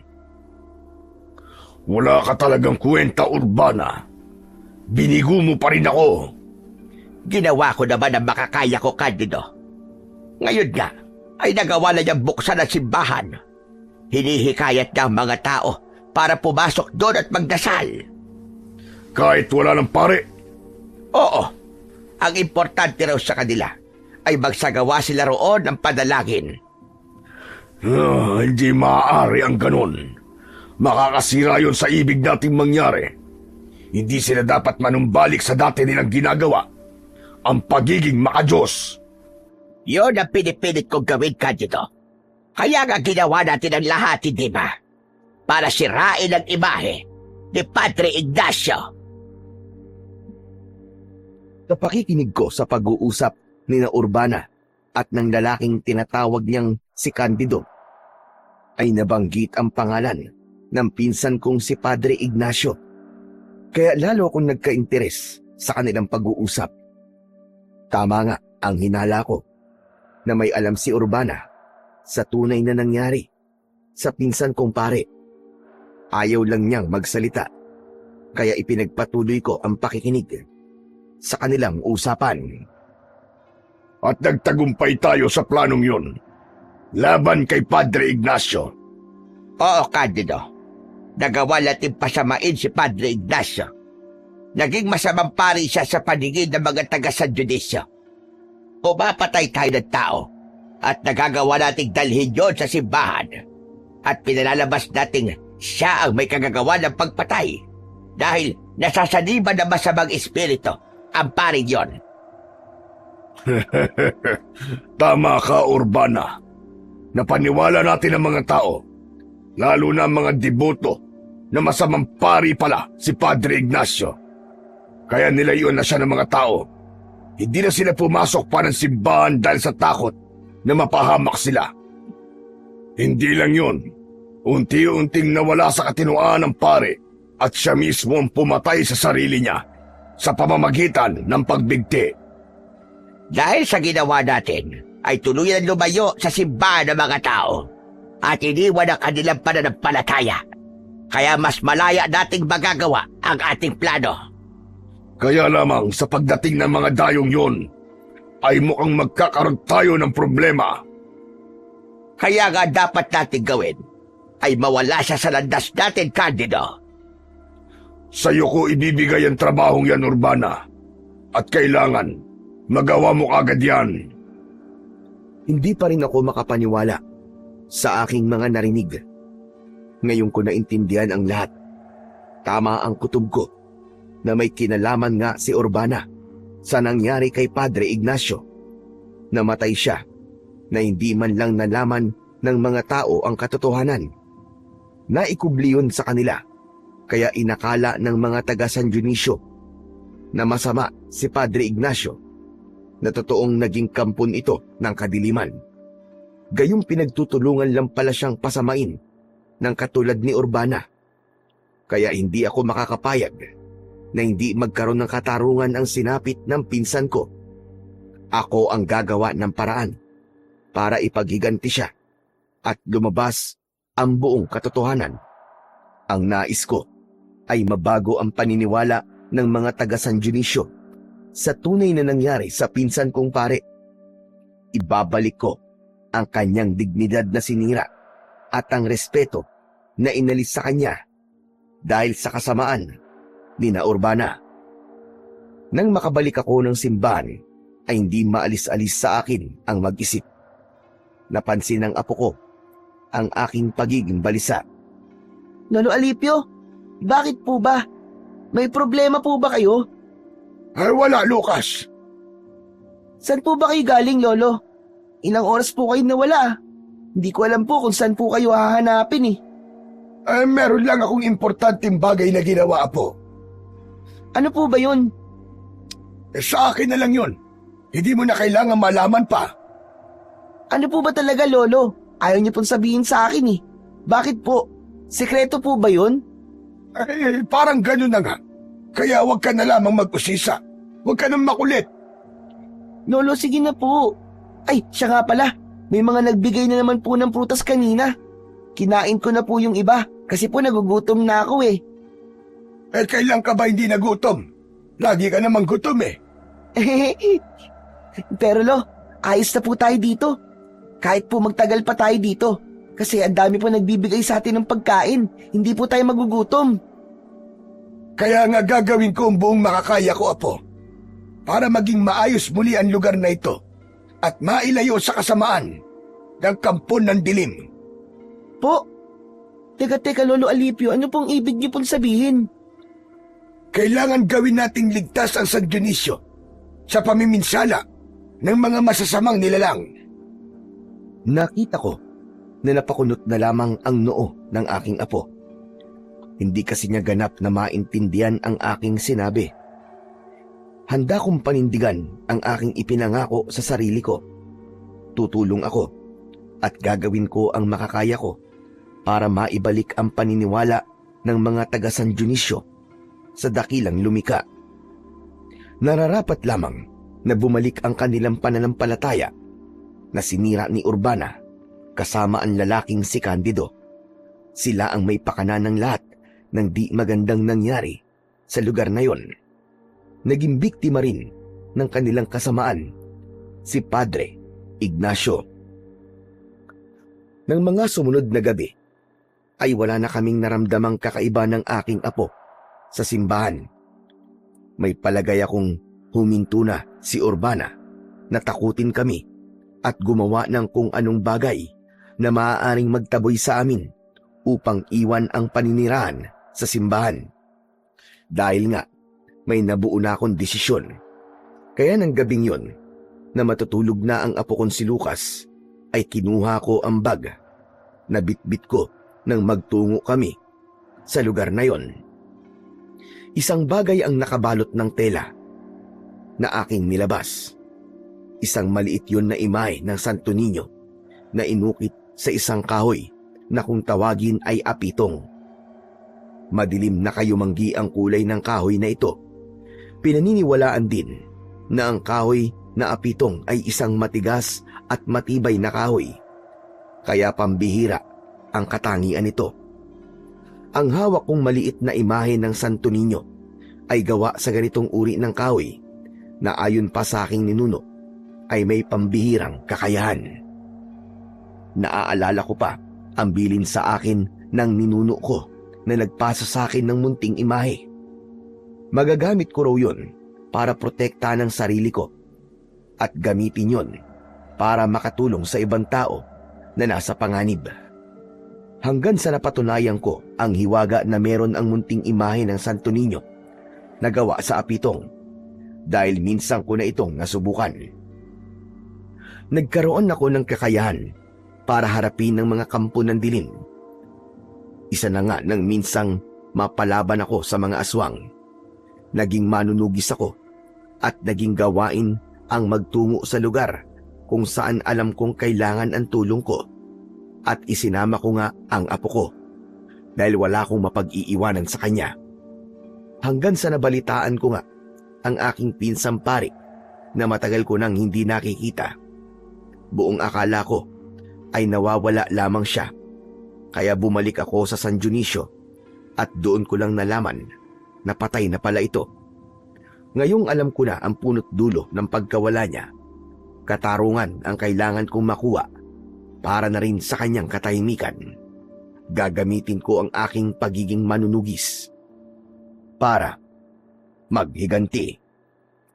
Bukod sa imahe na hawak ko, ay meron din akong isang maliit na kampilan. Isang uri ng patalim na gaya ng pagkakagawa ay katulad ng isang maliit na espada. Kasama itong ibinigay sa akin ng aking ninuno.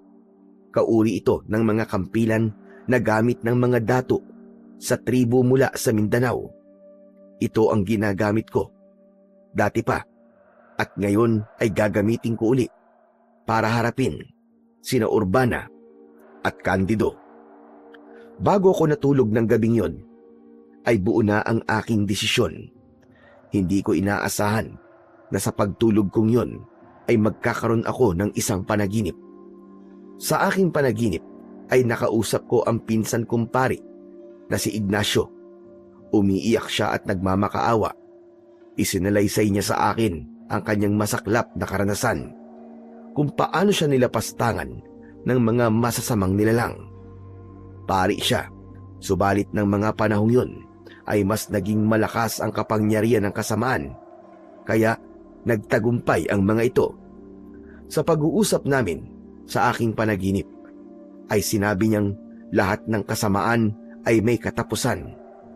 Ako ang dapat tumapos sa kasamaan ni na Urbana, kaya ako napadpad sa lugar na yon sapagkat ako ang magliligtas sa mga taga San Dionisio para hindi sila tuluyang mapahamak at huwag tuluyang lumayo sa kanilang pananampalataya sa may kapal.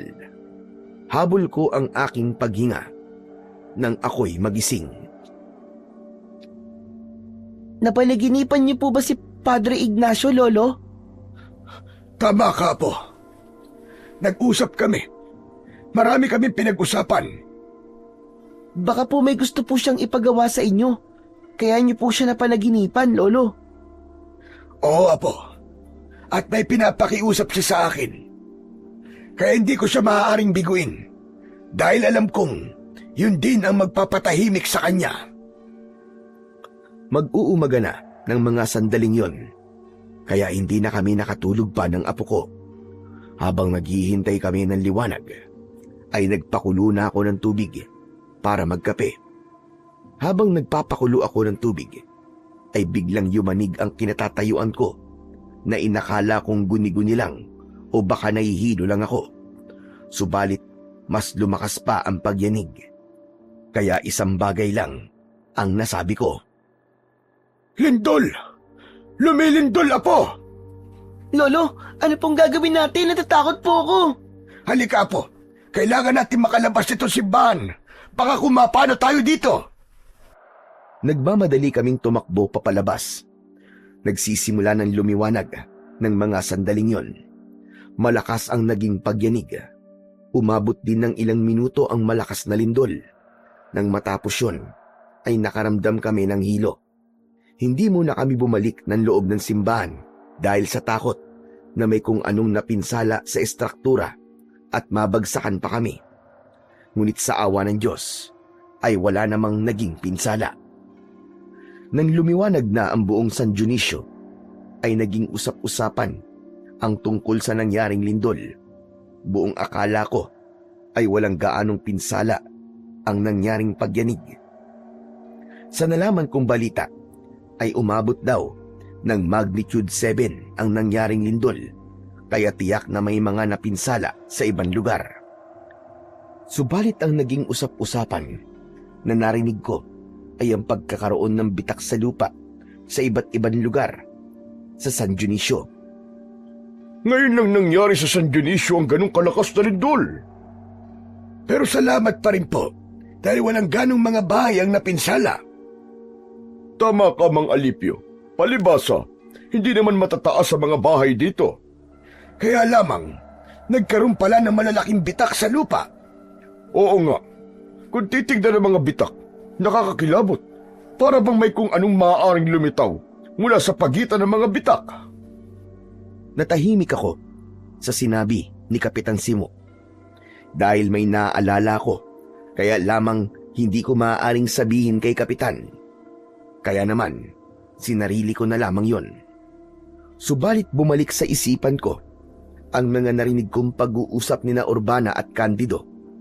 Muli ay sinubaybayan ko si Urbana at gaya ng dati ay nakipagkita uli siya sa lalaki sa kuweba. Sa ikalawang pagkakataon ay napakinggan ko uli ang kanilang naging pag-uusap. Ang nangyaring malakas na lindol kagabi, Urbana, yun ang pahiwatig na malapit na. ang hinihintay natin, Candido? Ang panahon ng pananakop at darating na ang ating mga kakampi. Panahon na rin yon ng paglipol para maghari na dito sa San Dionisio ang kadiliman. Tama ka. Kaya konting sandali na lang. Ipinaramdam na sa atin ang simula. Kaya parating na ang ating pinakahinihintay. Nasa mga pintuan na. Hilabot ang naging hatid sa akin ng tawa na yon ni Candido. Nakita ko rin sa kanyang muka ang nakakatakot na anyo.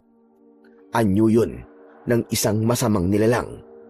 Pagkakataon ko na sana yun para singilin sila sa kanilang kasamaan. Kaya lamang hindi ako nakapaghanda ng pagkakataong yun. Hindi ko nagawang dalhin ang imahe at ang aking kampilan. Ang mutya na tanging makatutulong sa akin para gawin ang aking plano. Subalit naisip ko rin na hindi ako maaaring magpadalos-dalos sa aking gagawin. Subalit ng gabing yon, mas nakakakilabot ang sumunod na nangyari. Naulit ang malakas na lindol, kasing lakas ng nauna, subalit mas matagal. Ramdam ko ang kapahamakang hatid noon sa San Dionisio. Nang unti-unting humupa ang pagyanig, ay kasunod noon ay ang sigawan ng mga tao mula sa labas ng simbahan. Lolo, ano po yun? Bakit may naririnig po ako nagsisigawan? Naririnig ko nga rin, Apo. Posibleng may hindi magandang nangyari dahil sa lindol. Pakinggan niyo po, parang meron po silang kinatatakutan, Lolo Alipio. Dahil sa malakas na sigawan, kaya napilitan akong alamin kung ano ba talaga ang nangyayari.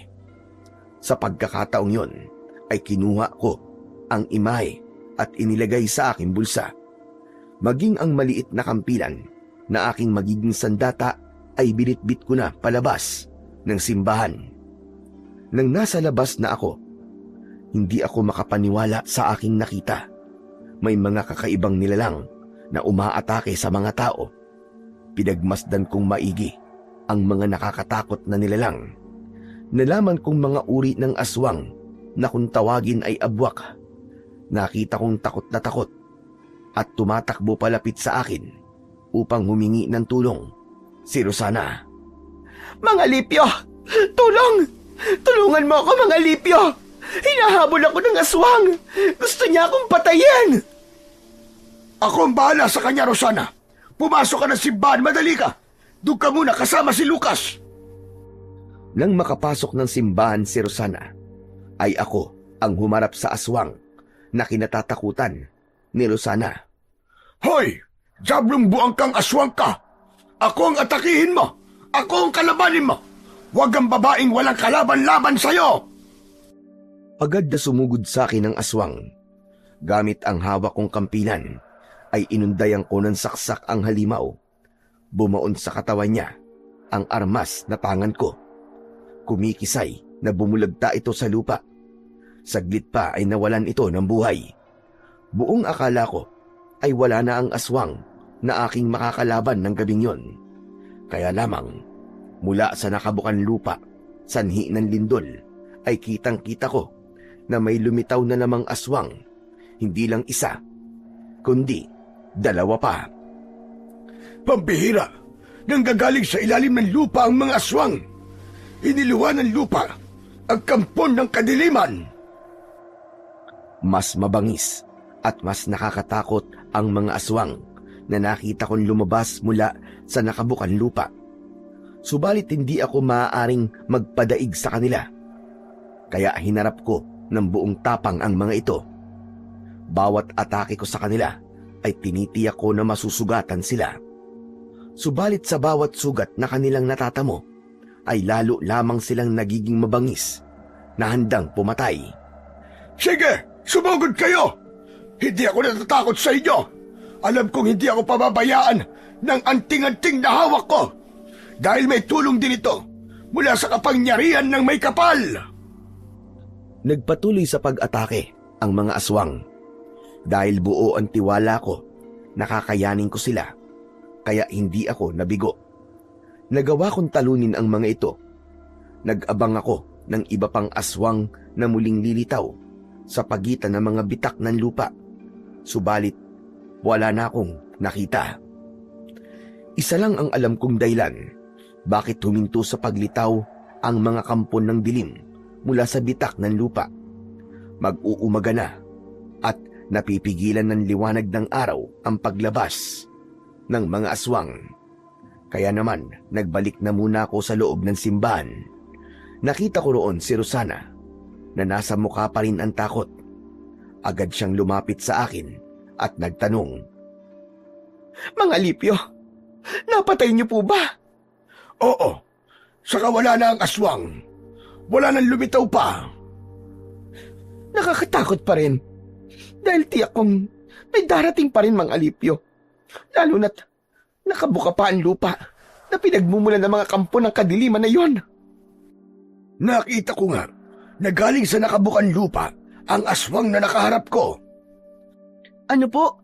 Galing po sa ilalim ng lupa ang aswang na nakaharap niyo, Lolo Alipio? Oo, Apo. Bumitak ang lupa dahil sa malakas na lindol. Talagang pinaparusahan ng may kapal ang San Dionisio dahil sa pagtalikod nila sa Panginoong Diyos. Pero may paraan para sana. Kung makakaalala ang mga taga rito para magbalik loob sa kanya. Kaya lang, Mang Alipio, hindi pa rin nanunumbalik ang kanilang pananampalataya. Kaya nga dapat ay makumbinsi natin sila na magbalik loob na sa may kapal. Isa pa malinaw na sa akin ang lahat. Alam ko na ang buong pangyayari sa masaklap na sinapit ni Padre Ignacio. Kung sino ang may pakananan lahat, kilala ko na siya at dapat singilin sa naging kamatayan ng pinsang ko. Si Urbana ho ba ang tinutukoy niyo? Alam mo, Yan po ang kutob ko. At naririnig ko din na sinasabi ng iba. Kaya nga lamang walang makapagpatunay. Pero dahil sa sinabi mo, naniniwala na akong siya nga ang isa sa may kagagawa na. dahil narinig ko yun sa mismong bibig ni Urbana, napakinggan ko ang pakikipag-usap niya sa isang lalaking may pangalang Candido. Kaya natitiyak kong maging si Urbana ay kampon na rin ng kadiliman. Siya ang isinugo dito sa San Dionisio para iligaw ang mga tao at tuluyang lumayo sa kanilang pananampalataya sa may kapal. Nakita ko rin yan. Dahil siya rin ang nagpakalat na dapat lumayo dito sa simbahan dahil naging pugad daw ito ng kasamaan sapagkat masama raw si Padre Ignacio. Tama ang lahat ng sinabi mo. Kaya dapat talagang magbayad si Urbana. Alam kong magkakarap uli kami ng babaeng yon. Saka, isa rin siyang aswang. Ano kanyo? Isang aswang si Urbana? Oo, Rosana. Nakita ko ang pagbabagong anyo niya. Kitang-kita talaga ng dalawang mata ko. Kaya dapat mag-ingat sa kanyang mga taga rito. Hayaan niyo po. Sasabihin ko sa mga taga rito tungkol sa nalaman niyo. Pero posibleng hindi nila ako paniwalaan. Sasabihin ko pa rin sa kanila ang tungkol sa nataklusan mo sa pagkatao ni Urbana. Dahil nga sa aking naging karanasan ng gabing yon, ay kinausap ko si Kapitan Simo.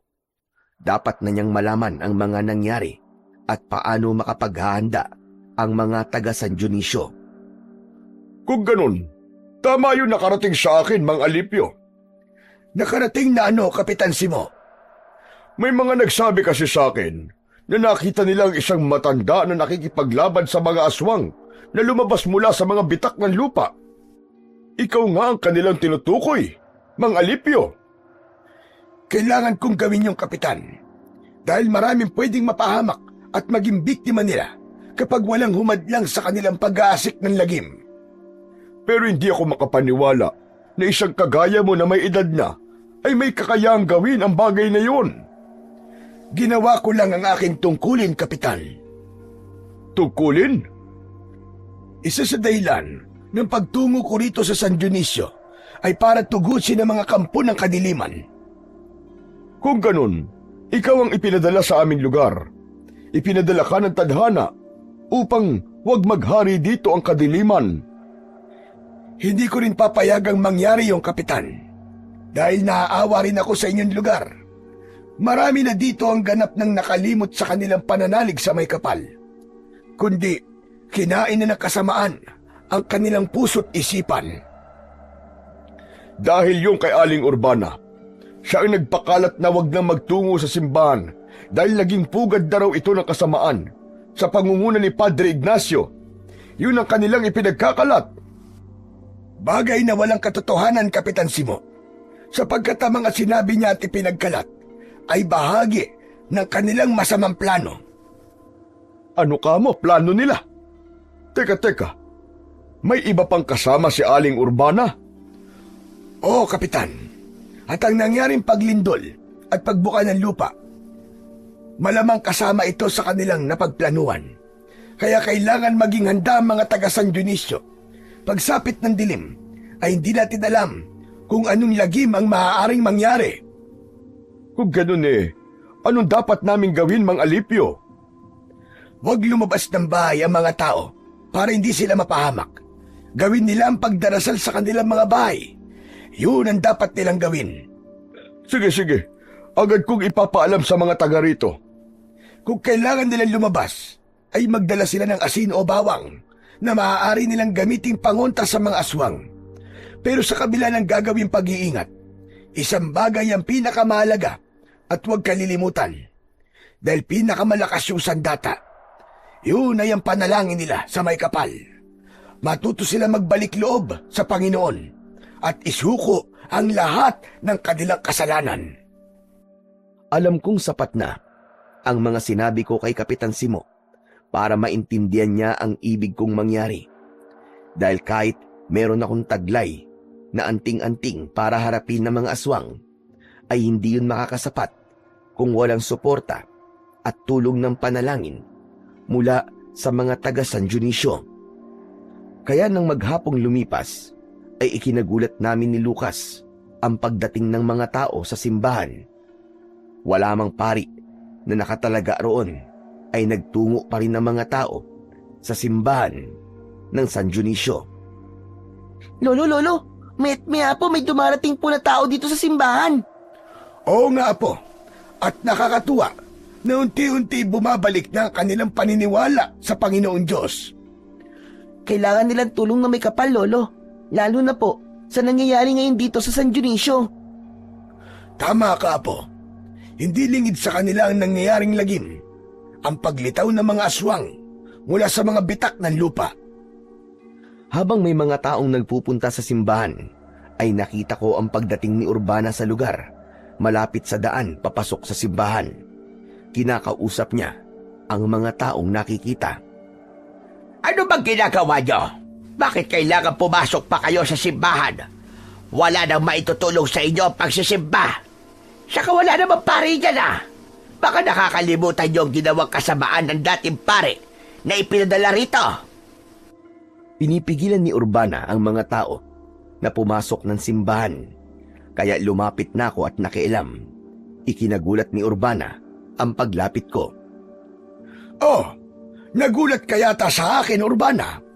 Ano bang kalokohan ang ginagawa mo, Alipio? Kalokohan bang hikayatin ng mga taga rito para magbalik loob sa Panginoong Diyos? Hindi sila matutulungan ng Diyos na sinasabi mo.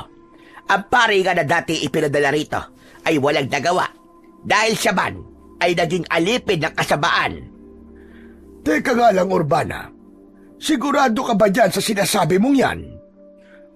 Oo naman. Dahil nakita ko kung paano siya gumawa ng kasamaan dito sa baryo. Kung paano siya pumatay. Hanggang ngayon ba, ay kasinungalingan pa rin ang gusto mong ipakalat? Wala kang alam sa mga nangyari, kaya't manahimik ka. Yun ang akala mo, Urbana. Wala ka nang maililim sa akin dahil bistado ko na ang kulay ng bituka mo, ang mga kasamaang ginawa mo, at ng mga katulad mo. Tinitigan ko ng masama si Urbana. Hindi niya kinayang makipagtitigan sa akin. Naging mailap ang kanyang mga mata. May kinapa ako sa aking bulsa. Ramdam ko ang kakaibang enerhiya na pumasok sa katawan ko ng mga sandaling yon nang mahawakan ko ang imahe ng Santo Niño na nasa aking bulsa. Kitang-kita ko ang pagkatulala ni Urbana. May naramdaman siyang kakaiba. Biglang tumalikod at nagmadali siyang umalis. Urbana! Urbana, sandali! Nag-uusap pa tayo. Huwag ka munang umalis. Hindi niya na ako pinansin. Pero kitang-kita ko kanina ang kakaiba niyang reaksyon. Natakot siya. Lolo Alipio, ano po nangyari kay Aling Urbana? Ayun, biglang umalis. Natakot siguro. Duwag din pala siya eh. Teka lang. Ano palang ginagawa mo rito sa labas? Sinundan ko po kayo. Halika na sa loob ng simbahan. Malapit nang kumagat ang dilim. Mas ligtas ka po kung mamamalagi ka sa loob. Lolo, nandiyan naman po kayo eh. Alam ko po na hindi niyo po ako pababayaan. Dahil sa pangyayaring yon, alam kong muling makikipagkita si Urbana kay Candido. Natitiyak na nilang merong humahadlang sa kanilang plano. Nang muling sumapit ang dilim, ay nakita kong dumating sa may simbahan si Kapitan Simo. May kailangan po ba kayo sa akin, Kapitan? Nasabihan ko na at nakausap ko na mga taga San Dionisio. Gagawin po ba nila ang sinabi ko? Meron pumapayag na gawin, subalit meron din na tuluyan ng nawalan ng pananalig sa may kapal. Sila ang mga napaniwala ni Urbana. Hindi natin sila mapipilit. Kaya nga lamang, hindi yun makakabuti sa kanila. Maaaring kapahamakan ang idudulot nun sa kanilang buhay. Si Urbana, nakita ko kanina, nagpupuyo sa galit, may kasamang lalaki. Dahil bistado na ang kanilang masamang plano. Mang Alipio, ngayon pa lang ay nagpapasalamat na ako sa inyo. Kapitan, magsisimula pa lang ang pakikipagtuos ko. Alam ko, Mang Alipio, pero naniniwala ako at nararamdaman kong mapagtatagumpayan mo ang lahat. Nasa panig ka ng kabutihan at liwanag, kaya hindi kanya pababayaan. Isang ngiti lamang ang itinugon ko kay Kapitan Simo. Kahit papano ay nananalig siya na makakaya ko ang hamon na yon para harapin ang mga kampo ng kadiliman, ang matulungan ng San Dionisio upang hindi lumaganap ang kasamaan at kadiliman. Hanggang sa sumapit na uli ang gabi, naghanda na ako ng pagkain namin ni Lucas, pero napansin niya ang aking pagkabalisa. Lolo Alipio? Okay lang po ba kayo, Lo? May problema po ba? Ayos lang ako, Apo. Wala namang problema. Parang hindi po kasi, Lo eh. Kanina pa po kayo hindi mapalagay eh. Halika na, kumain na muna tayo. Lo, gusto niyo po bang samahan ko po kayo mamaya? Saan mo naman ako sasamahan? Alam ko pong may mahalaga kayong gagawin mamaya eh. Kaya nga maaga pa kumain na po tayo. Apo, hindi madali ang magiging lakad ko mamaya. Kaya nga po gusto ko po kayong tulungan, Lo. Hindi na, kaya ko na yon. Pero Lolo Alipio, gusto ko pong tulungan kayong hanapin ng mga aswang na nililitaw po sa bitak ng lupa. Huwag sanang maging matigas ang ulo mo, Lucas. Sige na po, kumain na tayo. At mamaya maaga ka magpapahinga. Ramdam ni Lucas ang pagtaas ng boses ko. Ibig lang sabihin nun ay maigpit ang pagbabawal ko sa kanya para wag dalan siyang makialam pa. Isa pa, hindi isang paglalaro ang gagawin ko. Saka para lamang yon sa kagaya kong naatangan para maging manunugis. Tapos na kami maghapunan ng apo ko. Inilatag na ni Lucas ang kanyang magiging tulugan. Samantalang ako ay nag-aabang sa maaaring mangyari sa gabing yon. Maya-maya ay nakarinig ako ng alulong ng mga aso at ingay ng mga ibong panggabi. Biglang nawala ang mga ingay ng hayop na sinundan yon ng pagyanig. Minsan pa ay nagkaroon ng lindol. Lolo Alipio, may lindol na naman po. Oh, biglang huminto. Saglit lang. Ano ba yan? Bakit lagi na lang pong may lindol? Sa nangyaring pagyanig ng lupa, ay may kabakong naramdaman. May kutob akong may ibang nais ipahiwatig ang bagong pagyanig na yun. Dahil nga may mga bitak na ang lupa dahil sa nakalipas na lindol. Malamang mas lumaki pa ang mga bitak na dadaanan ng mga aswang. Ang mga kampo ng dilim na namamahay mula sa ilalim ng lupa. Tumayo na ako sa aking pagkakaupo para lumabas na ng simbahan. Tiniyak kong nasa bulsa ng pantalong ko ang imahe ng Santo Niño na gawa sa apitong. Ang kampila naman ay kinuha ko na rin sa loob ng bag. Lolo Alipio, lalabas na po kayo? Oo, Apo. Sasalubungin ko na sila. Ang mga aswang po ba? Oo. Natitiyak kung lalabas na sila mula sa mga bitak ng lupa. Mag-aasik na sila ng lagim at mamiminsala sa mga taga rito. Pero Lolo Alipio, Huwag mo nang ituloy ang sasabihin mo. Alam ko na yan. Hindi ba sinabi ko sa'yo? Hindi ka maaaring sumama sa lakad kong ito, Apo. Mas mainam ko nandito ka para na rin sa iyong kaligtasan. Ang tanging maitutulong mo ay taimtim na magdasal. Hindi na sumagot ang apo kong si Lucas sa mga sinabi ko. Mahilig siyang mga tuwiran pero mas pinili niyang manahimik na lamang. Lumakad na ako papalabas ng simbahan. Gaya ng aking inaasahan, may mga aswang na kagad na sumalubong sa akin. Tama ang kutob ko. Nagsimula ng lumabas mula sa mga bitak ng lupa ang mga kampon ng kadiliman. Sa naging paglitaw ng mga aswang, ay may kakaiba silang ginagawa sa mga taong makikita nila at aabutan sa labas. Hinahatak sila ng mga aswang at dinadala sa bitak patungo sa ilalim ng lupa. Mas delikadong ginagawa nila ngayon. Hindi maaari. Inililibing nila ng buhay ang mga tao dahil isinasama nila sa ilalim ng lupa. Kaya muli, gamit ang aking sandatang kampilan, ay hinarap ko ang mga aswang. Nagtulong-tulong din sila para sugurin ako. Salamat na lamang na kahit may edad na ako, ay nagagawa ko pang kumilos ng mabilis. Alam kong dahil yun sa tulong ng aking anting-anting. Habang nakikipaglaban ako sa mga aswang, ay nakita kong biglang dumating ang dalawang nilalang na may kinalaman sa kasamaang nangyayari sa San Dionisio. Nagpakita at humarap sa akin si Urbana at Candido. Ang lakas din naman ng loob mong magpakabayani, tanda. Nagsasayang ka lang ng oras ba? Akala mo naman ay magtatagumpay ka sa plano mo. Hindi na magiging maayos pa ang San Dionisio. Wala na sa kanila ang babalik pa sa pananampalataya sa Diyos mo. Diyan ka nagkakamali, Urbana. Dahil kahit kailan, ay hindi yun mawawala sa puso ng mga taga rito. Nilason mo lang ang isipan nila. Kaya nawalan sila ng tiwala at pananalig sa Diyos na makapangyarihan sa lahat.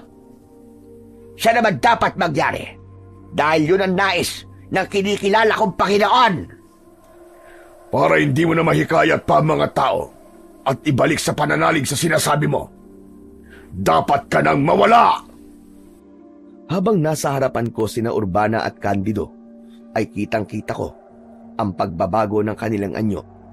Naging mga aswang abwak ang dalawa. Sa pangunguna nila ay sumugod sa akin ang iba pang mga abwak. Wala akong nagawa kundi ang harapin sila. Buo ang tiwala ko na hindi ako pababayaan ng aking anting-anting at ang pananalig na nasa aking puso. Kaya naman, nagagawa kong patumbahin ang mga aswang na umaatake. Kaya nga lang, tila hindi sila nauubos dahil may lumalabas pa rin mula sa mga bitak. Sumuko ka na, tanda! Dahil walang ibang pupuntahan ang tapang mo, kundi kamatayan! Kayong mga masasama at kampo ng dilim at siyang mawawala sa mundong ito. Akala mo lang yun, Alipio. Sa dami ng mga kampo ng kadiliman na magtutulong-tulong para atakihin ka, wala ka ng ibang mapupuntahan. Sa pagkakataong yon, ay kinuha ko ang imahe na nasa aking bulsa at idinikit ko sa kampilan na hawak ko. Nagliwanag ang imahe at biglang kumawala mula sa aking pagkakahawak. Samantala, ang kampilan ay humaba ng ilang pulgada kaya mas madali kong nagamit para harapin ang mga aswang. Kitang-kita ko na nananatiling nakalutang sa ere ang imahe ng Santo Niño. Lalo pang nagliwanag ito at ang liwanag ay tumama sa mga aswang na nakakalat. Samantalang nakatakip naman ang muka ng mga aswang na sina Urbana at Candido. Nasisilaw sila at hindi kinakaya ang liwanag mula sa nagliliwanag na imahe. Nakita ko kung paano itinataboy ng liwanag ang mga kampon ng kadiliman. Isa-isa silang nahuhulog sa nakabukan lupa hanggang sa kasamang nahulog sa mga bitak, sina Urbana at Candido. Dinig na dinig ko ang kanilang sigawan habang nahuhulog. Kinain na sila ng lupa nang ang mga kampon ng dilim ay nahulog ng lahat sa nakabukan lupa. Tumama naman ang liwanag sa mga bitak at unti-unting nagdikit at nagsara. Wala na. Kinain na ng lupa ang mga aswang at nawala na rin ang mga bitak na nilikha ng mga nangyaring lindol. Saglit pa ay bumalik sa aking palad ang imahe na kanina lang ay nakalutang sa hangin at nagbigay ng kakaibang liwanag. Hindi pa rin ako makapaniwala sa pangyayaring yon. Habang nasa isipan ko ang pagtataka, ay narinig ko ang pagtawag sa akin ng apo ko na si Lucas. Lolo Alipio! Lolo Alipio, nagtagumpay po kayo! Ang galing nyo! Sabi ko naman sa iyo ay huwag kang lalabas. Pero wala na po ang mga aswang, di ba? Nakita ko po, kinain na po sila ng lupa. Isang himala ang nangyari, apo. Tama po kayo, Lolo Alipio. Dahil sabi nyo nga po, hindi tayo hahayaang mapahamak ng Diyos na may kapal. Lalo na't marami pong tumulong sa inyo, Lolo Alipio. Tumulong sa akin? Opo, Lolo. Hayun po sila, oh. Tignan nyo po. Itinuro sa akin ni Lucas ang pintuan ng simbahan.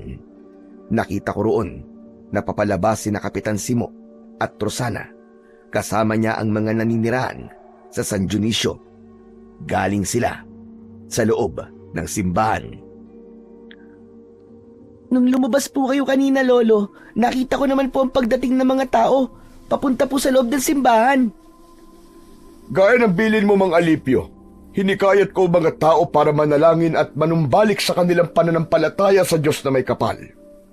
Kaya nagtipon-tipon kami dito sa loob ng simbahan para manalangin at humingi ng tulong sa Panginoong Diyos. Habang papunta kami sa simbahan, ay walang aswang na umatake sa amin dahil may baon kami mga pangontra. Hindi ako makapaniwala sa mga nangyari. Tama ang aking naging desisyon dahil muling nanariwa ang pananampalataya at natutong magbalik loob sa Diyos ang mga taga San Dionisio. Sapagkat yun lamang ang tanging sandata laban sa kasamaan.